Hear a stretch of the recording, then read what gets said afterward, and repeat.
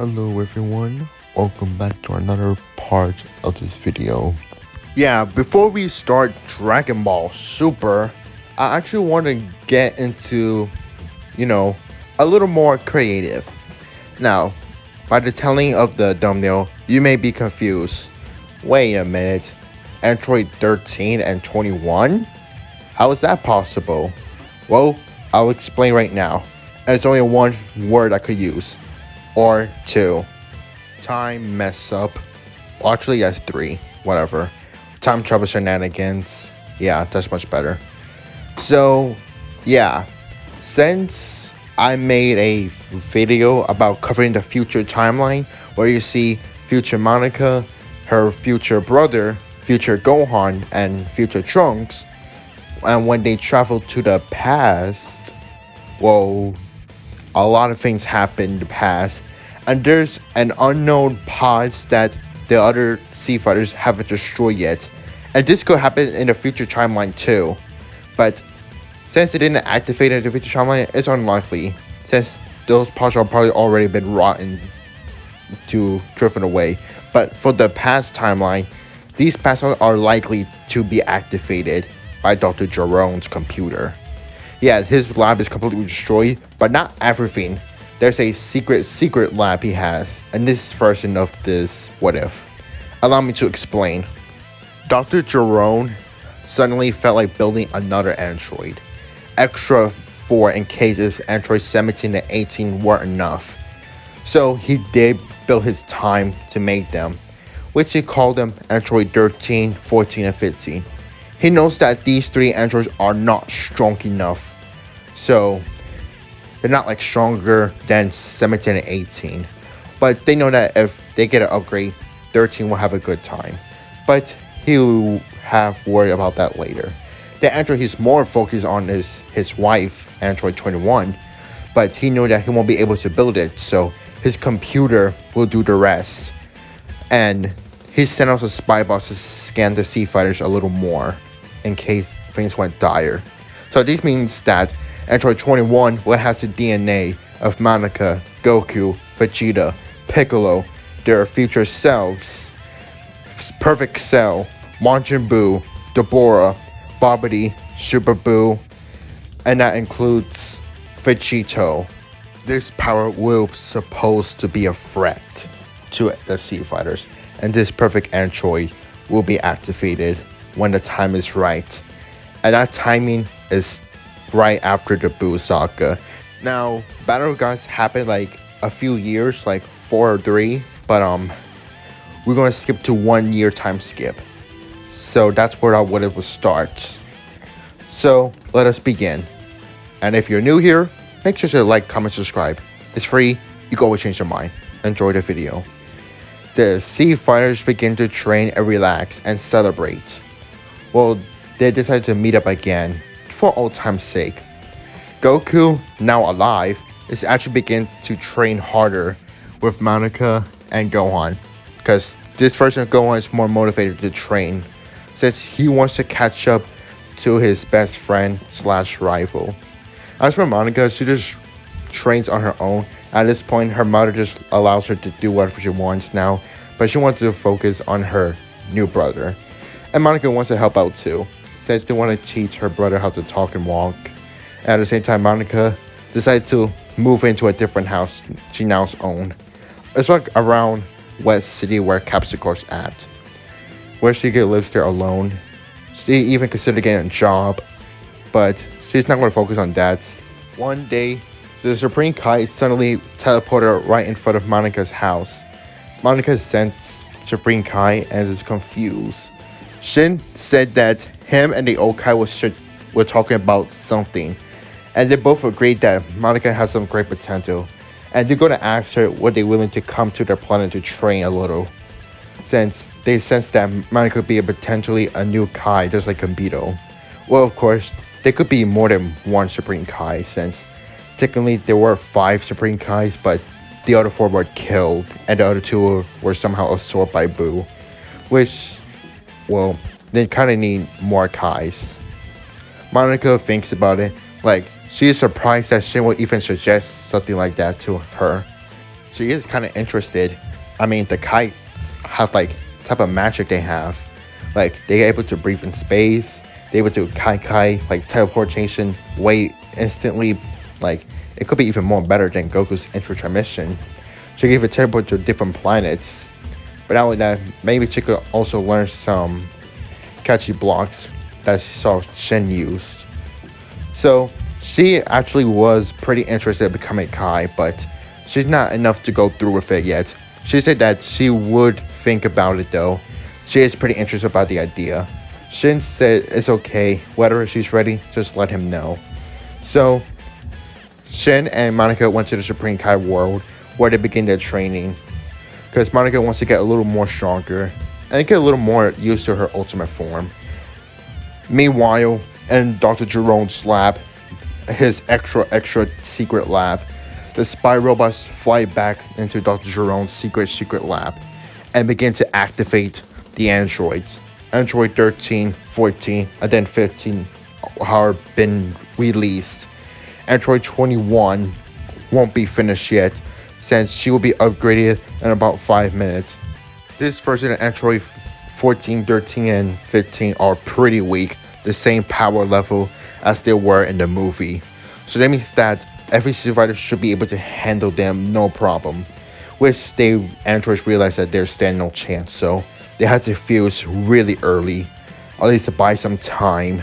But they could also rather wait, but they knew that they won't do much, so they very much cause havoc while they can. So they fuse become Super Android 13, and he begins to fly out of the lab and then start causing havoc. The Sea Fighters cannot sense his energy since he's an android, but they do saw the destruction and the news report. And the first person who attacks them is Goten and Trunks, since Goten and Trunks never gets a chance to have a real experienced fight, except for Super Buu. Well, technically not, but at the same time they did. Goten and Trunks are confident that they could take down this android themselves. But of course, soon after, Tien, Yamcha, Krillin, Piccolo, and then Gohan arrives to fight as well. But Goten and Trunks begin to fight them first. And surprisingly, the kids are doing pretty well against Super Android 13. When Super Android 13 begins to get angry, says he's getting beaten up by a bunch of kids, he begins to power up. But Goten and Trunks just simply turn Super Saiyan, and they're able to defeat the android, exploding him into billions of pieces. Soon after, Android 21 arrives, now finally awoken. She's not in her Machin form, of course, but she's confident she could take them all down. Goten and Trunks, still feeling cocky and still in Super Saiyan, attacks her. However, she simply smacks them by only using a fraction of her power. Not even using 150. She's extremely suppressed. Which the Sea Fighters realize that this must be a bigger threat. Goten and Trunks get up and they fuse into Gotenks, charging at the android once again. But even the fusion was enough. No problem, they could go Super Saiyan. Nope. Super Saiyan 3? Well, they did give her a run for her money. However, she's still too powerful, and she's still suppressed. So, she simply smacks the fusion away as Gotenks defuse. Gohan realized that this android is way powerful than the others. So, Gohan powered up to his ultimate form.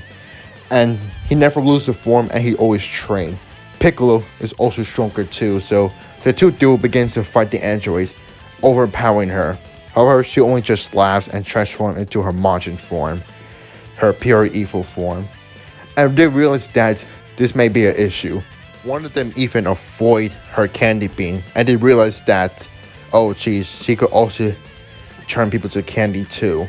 Which is now even more worried. What if she could also learn the absorption ability? This might be even bad again. It's like fighting Boo all over again. And this gives Gohan an idea. Gohan tells one of the Sea Fighters to wake up Boo, or at least try to contact, well, Monica, since they might need her. Soon after Goku and Vegeta finally arrives, where were they? Well, they were actually relaxing in their homes, since they know that the Sea Fighters could handle the android threat by themselves, since they don't really need to interfere. But after they sense all the Sea Fighter powering up, they know that this could be trouble. Like even Gohan's having some trouble, so they begin to ready to help out. And by telling the android and their power, she's pretty much a bigger threat. Even Fapu comes along too, and Fapu seeing another Majin begin to have excited.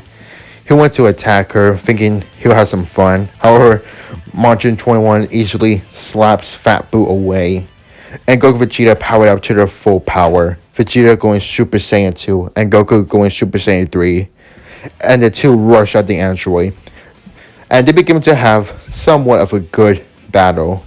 However, they know that Majin 21 is still holding back, and they need to end this quickly.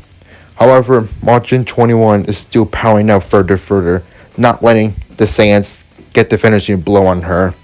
Soon after, she has enough. She begins to power up to her full power, using her full evil form.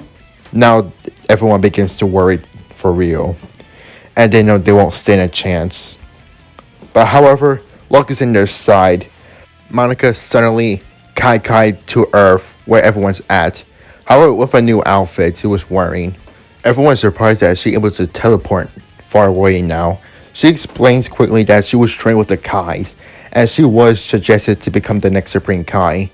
Of course, Capita will also want to be official Kai, since they both can become one pretty soon. But she's not up to that deal yet, but she does have her own Supreme Kai outfit. So, after sensing Majin 21's power, she decided that she would try to teleport. Like, that's what she was trying to do. She was struggling to teleport to Earth, and she was trying to learn the Kai. And finally, she's able to do so. She wished she could arrive sooner or earlier, but she was too busy training and learning other Kai's techniques. The only one she's able to learn is the Kai, but it's still pretty useful. She looks at Majin 21 and realizes how powerful she is. She might be powerful than her, but she's confident with her training and some other Kai abilities. At least one of them. She is confident she'll be able to beat Majin 21. She powers up to Ultimate and charges out the android. And the two of them seemingly to be equal. At which Majin 21 is surprised that she has gotten a lot stronger. However, Majin 21's regeneration is making her powerful and stronger, which Monica will catch wind of this. She had to end this quickly. So, she actually did learn the Kai's technique. However, there's another thing she did learn from Goku while training together. She yells out Kaioken, stacking Kaioken to her ultimate form, catching the android off guard. And with a quick Kamehameha she learns from Goku, she disintegrates the android, completely vaporizing her. She powered down. She doesn't even need to use Kaioken times 5, since Kaioken times 5 is her only limit she'll learn. Goku and Vegeta knows that they need to step up their games.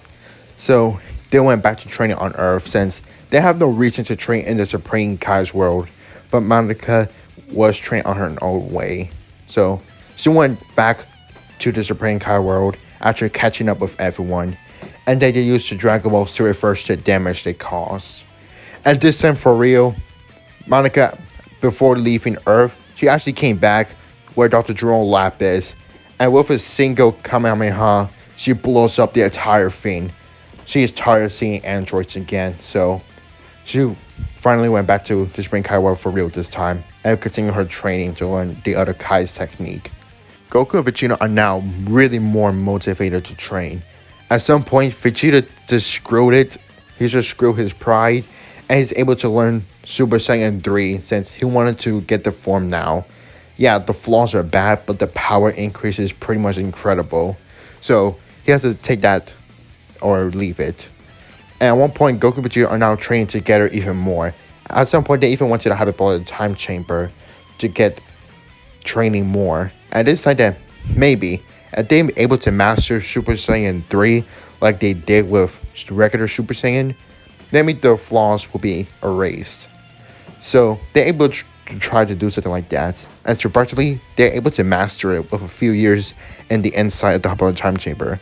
But they don't want to stay there for too long, so probably a year and a half should be good enough to master the form. And they're able to do so. Now having mastered Super Saiyan 3 with the flaws of the form are now gone. this form is now flawless. But they still need to catch up in training, so they begin their separate ways and train full regularly. Meanwhile, Beerus has finally woken up, dreaming of the Super Saiyan God form. And Whis tells him that there are Saiyans on Earth. However, there's this one student that catch Whis' attention, and maybe this will catch Beerus' attention too. Shin has a student, and this student is going to become potentially a new Supreme Kai. And this is actually a human who is trained with the Supreme Kai. And this human is far stronger than the Saiyans on Earth. This catches Beerus' attention. A human stronger than a mere Saiyan. Interesting. He orders Whis to take him towards the Supreme Kai world. He actually wants to see this so-called human before asking the Saiyans about the Super Saiyan God. And this is where we leave things off for now. Yeah, so I wanted to cover this because, think about it. There are 4 future warriors, and if Dr. Jerome realized that, oh, there's another warrior and time shenanigans happens, then Dr. Jerome would build more androids, just in case if the other fails. So yeah, thanks for watching. See you guys next time. Bye.